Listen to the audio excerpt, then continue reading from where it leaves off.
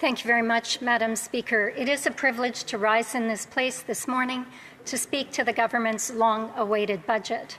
While the suspense built over the last 6 months, waiting for this day, at the end of it, our biggest fears were realized and the disappointment palpable. Canadians had been sold a bill of goods packaged up in promises and buzzwords, with the same tax and spend policies of the Liberals winning the day and a staggering $78 billion deficit, which, if passed, will be the largest in our nation's history outside of COVID. A deficit larger than what the Prime Minister promised and double what his predecessor left behind. And before I go any further, Madam Speaker, I will be splitting my time with the member for Mégantic-Les Sables-Lotbinière. This budget is strewn with measures under the same misguided understanding of economics and the notion that you can spend your way out of a deficit. I think many Canadians expected better, given this Prime Minister's resume. He promised a generational budget, but the only way this qualifies as such is in the enormous amount of debt that it leaves to future generations.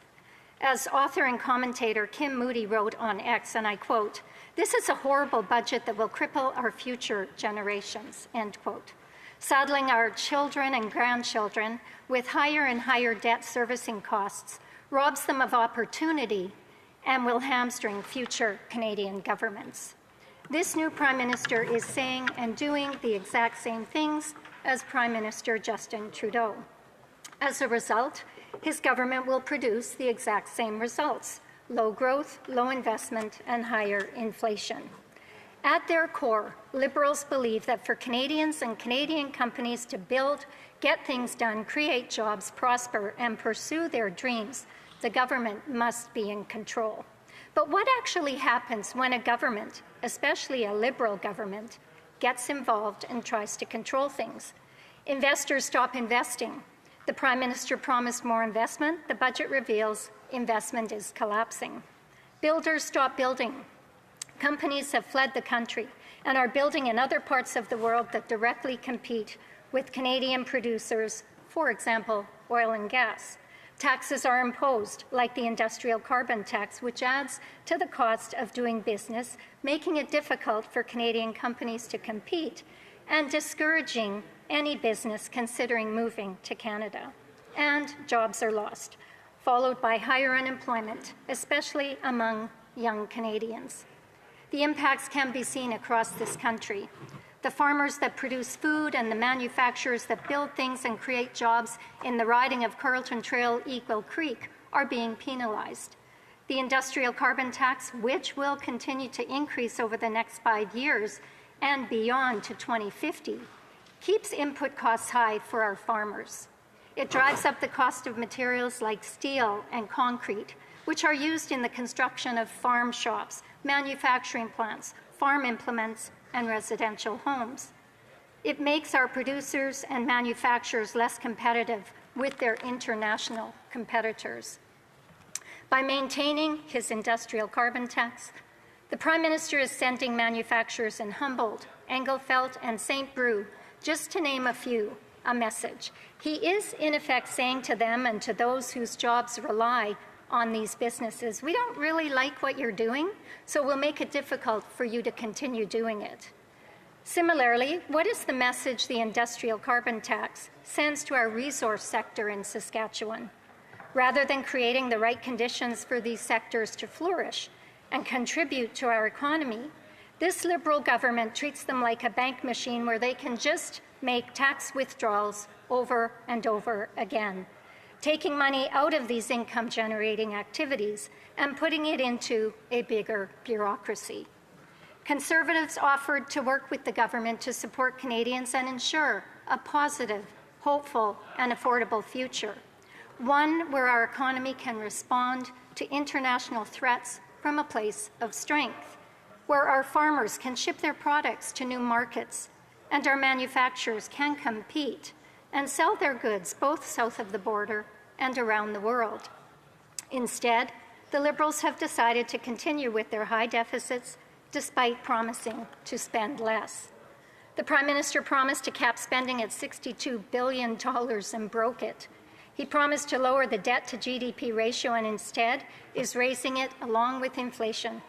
In fact, with this budget, Madam Speaker, the Liberals are spending $90 billion more than was previously committed. That's a $5,400 increase that will come out of the pockets of every Canadian household. That's $5,400 of new spending in this year alone for Canadian households. This budget fails to meet the moment. Fitch Ratings sent out a warning just a day after the budget was released, a warning that the constant expansion of fiscal spending by this Liberal government is putting pressure on Canada's credit rating. Now, to add insult to injury, after tabling the budget and asking Saskatchewanians to make more sacrifices, the Finance Minister headed off to a lavish Prosecco and Prudence party hosted by lobbyists and Liberal insiders. Apparently, it's okay to ask others to sacrifice, just not themselves. Under their new projected spending, the Liberals are planning to add an extra $321 billion to the national debt over the next 5 years.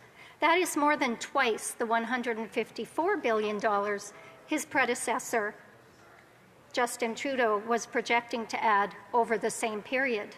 The national debt has ballooned to the point where the entire amount the federal government collects from GST will be less than what Canadians are required to pay just to pay the interest on, required to spend just to pay the interest on the national debt. For residents of Saskatchewan, it means the Liberals will spend more money servicing the debt they created than they will send to the provinces in health transfer payments. This on the heels of taxing schools and hospitals for heating during the winter for years until it was politically advantageous for them to end the consumer carbon tax. After shackling our economy with regulations and red tape over the last 10 years, the Liberal strategy remains the same. They refuse to repeal their anti-resource development legislation, like C-69 and C-48, and plan to continue with their clean fuel standards tax that will cost Canadians an extra 17 cents per litre on their gas. Former Prime Minister Justin Trudeau claimed that he wasn't spending but investing, campaigning on a promise of small deficits, but immediately broke that promise. The current Prime Minister is maintaining the Liberals' unbroken record of broken promises to Canadians. But he's gone even further, Madam Speaker, changing the way he will account for his spending. By using an overly expansive definition of capital spending, they are giving the appearance of a balanced operating budget. If you bring their definition in line with international standards, they won't even deliver on their promise to balance their operational spending. Liberals refuse to get out of the way to let Canadians build, feed, and house themselves. In closing, Madam Speaker, the people of Saskatchewan and all Canadians deserve a federal government that gets out of the way so that they can invest in Canada's economy, build for the future, and feed and house themselves. They deserve the opportunity to earn livelihoods, engineer and create with Canadian steel, grow Canadian food to feed Canadians and the world, and buy a home of their choosing. They deserve a government who doesn't gamble away their future with large inflationary deficits and taxes on their livelihoods. They deserve affordable homes with affordable groceries in an affordable life. Budget 2025 ignores the challenges people in Carleton Trail, Eagle Creek are facing. It is a budget that delivers for wealthy insiders, bondholders, and multinationals. It will drive up inflation, cost Canadians more in interest on the national debt than we collect in GST or spend on healthcare transfers, and will saddle our children and our children's children with paying for the Liberals' buy now and have someone else pay for it later policies. The bottom line, Madam Speaker, the Prime Minister has failed to deliver on his promises. Thank you. Questions and comments. The Honourable Secretary of State. Thank you very much, Madam Speaker. Just to point out that in terms of the generational investment that we speak of in this particular budget, I'm going to ask the member, my fellow member from Saskatchewan, what exactly would they cut from this budget if they had the opportunity? I want to hear her perspective.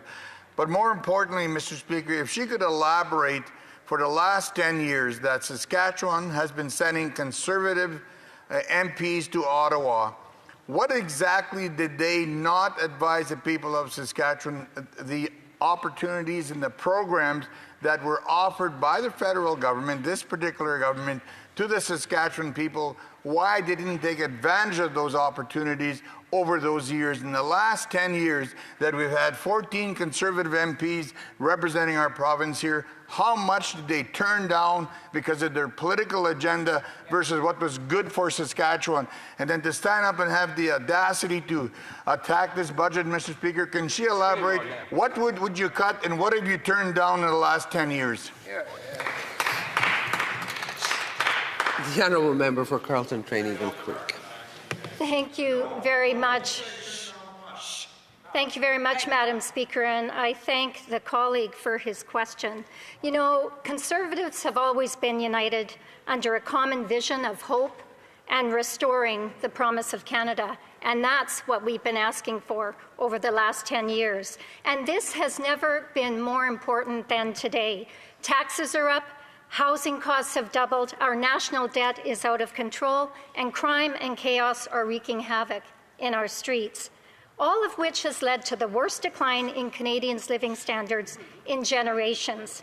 Canadians are continuing to find it hard to make ends meet, let alone get ahead. And what does this Liberal government do? They introduce the most costly and largest budget deficit in Canadian history outside of COVID.